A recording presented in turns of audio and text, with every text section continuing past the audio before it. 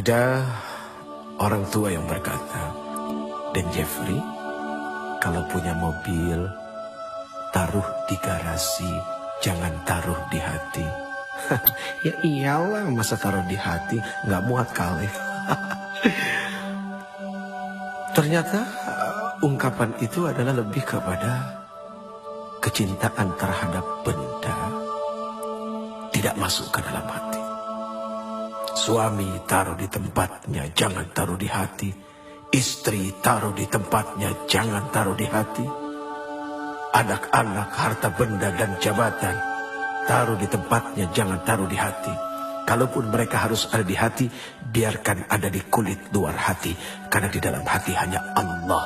Allah, Allahu Akbar. Allah, tidak ada yang lain.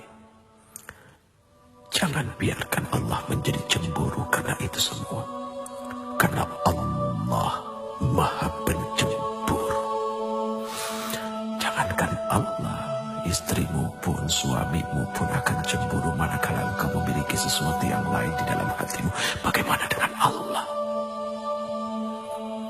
Maka Hasbi Rabbi Jallallah, ma fi qalbi illallah. Hasbi Rabbi Jallallah, ma fi qalbi illallah. Ala al-hadi sallallah, la ilaha illallah. Ala al-hadi sallallahu,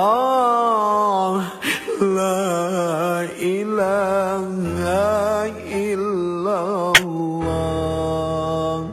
Allah, Allah, Allahu Allah, Allahu Akbar, Allahu Akbar, Allahu Akbar, Allahu Akbar, Allah, Allah, Allah, Allah, Allah, Allah, Allah, Allah, Allahu Akbar.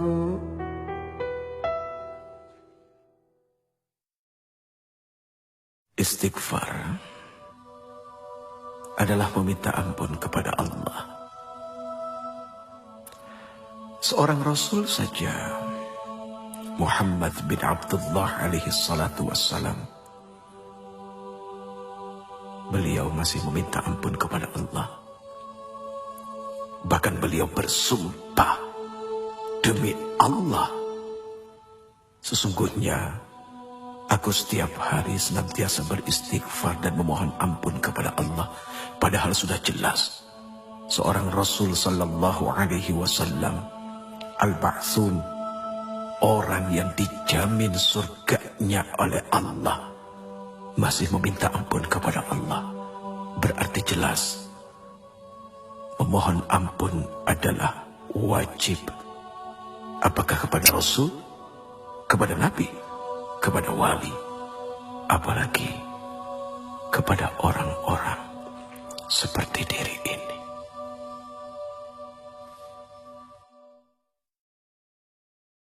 Ada kejadian cukup lumayan lucu, tapi mendatangkan hikmah yang sangat luar biasa besar.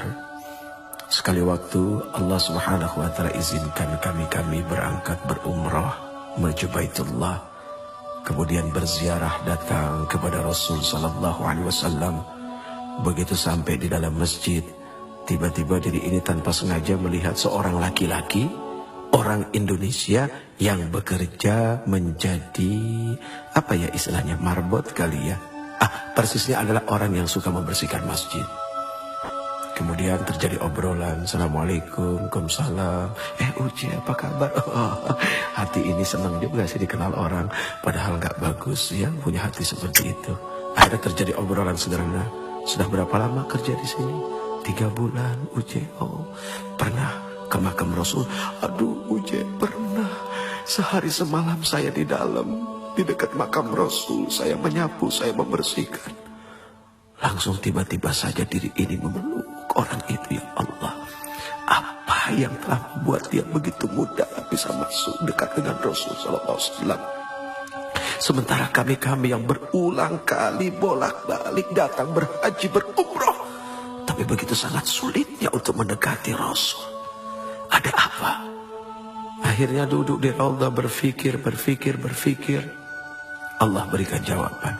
Oh, ternyata kalau ingin bertemu dengan Rasul, tidak usah bawa uang, bawa pel sama sapu. Bingung kan? Sapu. Hanya dengan membawa sapu dia bisa sedekat itu dengan Rasul.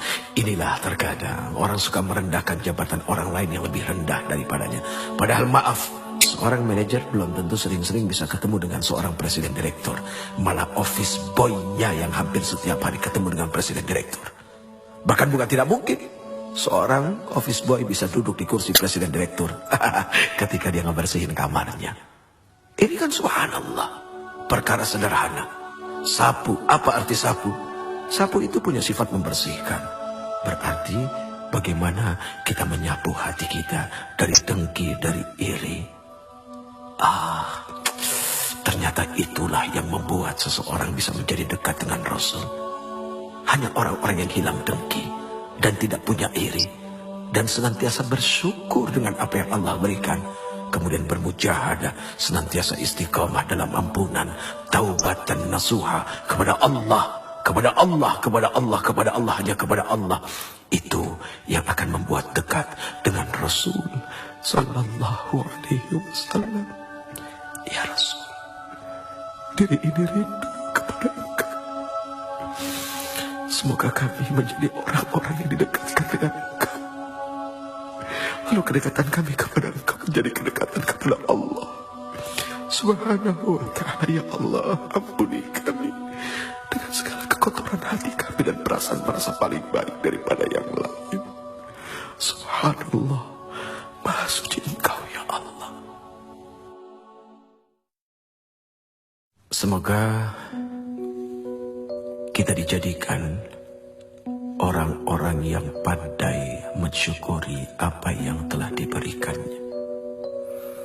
Contoh kecil, sekali waktu ada seorang pedagang yang didatangi seorang pembeli, kemudian dia membeli sesuatu yang nilainya kecil saja. Jangan lupa untuk mengatakan, enggak segini kan? Itu kalimat canda kepada Allah. Daripada harus dikeluarkan satu kalimat, masa segini? Itu tanda dari tidak bersyukur dengan apa yang telah diberikan.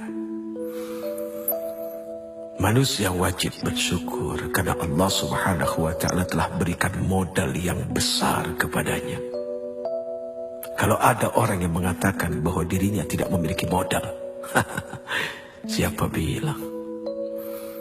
Mata adalah modal yang dahsyat. Telinga adalah modal yang tak tertandingi. Mulut adalah modal yang sangat berguna. Bagaimana dengan akal, pikiran? Sudah pasti itu bisa menjadi modal kekuatan hidup dunia dan akhirat. Terima kasih, terima kasih. Ini satu ungkapan ucapan ketika seseorang diberikan sesuatu oleh orang lain. Terima kasih. Tahukah engkau apa sesungguhnya dari arti terima kasih itu sendiri? Terima kasih. Kalau sudah terima, jangan lupa ngasih. Tidak ada ketika orang diberi kemudian lalu mengucapkan terima simpen dia, tidak. Tapi terima kasih artinya ketika dia sudah menerima, dia berjanji akan mengasihi. Dan ketika mengasihi sudah pasti dengan kasih. Tidak ada caci maki, tidak ada penyesalan, dan semua diberikan dengan lapang dada. Barang siapa yang senantiasa memberi, maka dia tidak akan pernah menjadi orang miskin di dunia dan di akhirat. Seringkali orang menghindar dari yang namanya ujian. Bahkan ketika berdoa pun seperti itu, ya Allah, jauhkan kami dari segala macam bentuk ujian. Padahal kalau dipikir-pikir, ternyata yang namanya ujian itu untuk naik kelas. Nggak usah jauh-jauh, lihat saja. Ngapain capek-capek kita menyekolahkan anak kita. Dari TK, kemudian SD, SMP, SMA, sampai ke university. Dari TK ke SD, apakah tidak ada ujian? Kan pasti pakai ujian. Kemudian dari SD sampai ke SMP, apakah tidak pakai ujian? Kan pakai ujian. Kemudian dari SMP ke SMA, SMA ke kuliah. Harusnya curiga kalau seandainya hidup tidak diuji. Lihat saja, misalnya ada seorang mahasiswa kuliah 6 semester, tapi nggak pernah ada ujian. Kan aneh. Makin berat ujian, berarti makin dahsyat juga gelar yang akan diberikan. Tapi ujian, kok nggak selesai ujiannya? Ya tanya ke Allah dulu, ngambil berapa SKS, kan begitu. Sederhana, selama kita berada dalam ruang ujian, 15 pertanyaan kita diberikan. Kita cuma jawab 7, jangan harap bisa keluar dari ruang ujian. Ya jawab, selesaikan. Persoalan apakah jawaban itu benar atau tidak, serahkan kepada Allah, yang penting sudah berusaha untuk menjawab. Dunia ini seperti kampus, tempat orang berdebat, tapi pada akhirnya berujung pada satu ruangan, yaitu ruangan ujian.